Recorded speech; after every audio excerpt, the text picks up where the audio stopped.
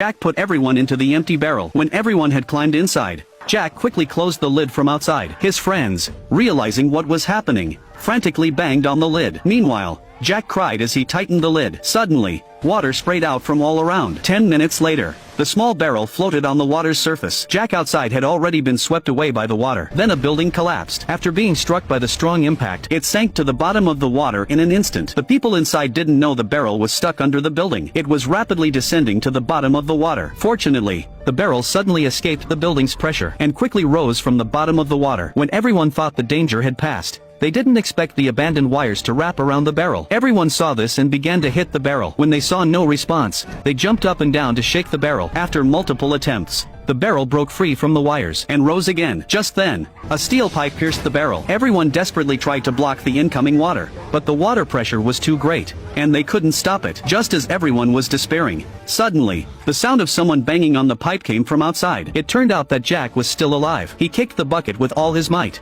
and 10 minutes later, the bucket was kicked down. The water pressure inside the bucket also increased. Suddenly, the man beside him clenched his teeth and punched the bucket with all his strength. The hole was sealed, and the water stopped flowing in. Jack outside tried to grab the man's arm and swim up together, but the bucket was rising too quickly, and Jack, who had been sinking, couldn't grab it. Just as Jack was despairing, the wire on the bucket suddenly caught his foot. Without any obstacles, the large bucket rose rapidly. In less than 5 minutes, the bucket successfully surfaced. At this point, Anna inside noticed a leak on the other side of the bucket. As the water rushed in rapidly, everyone panicked completely. In less than 10 minutes, the water had risen to their necks. Everyone struggled in despair. The little boy was also scared and cried uncontrollably. When everyone was despairing, Jack reappeared. He used his remaining strength to climb onto the bucket and then forcefully unscrewed the lid.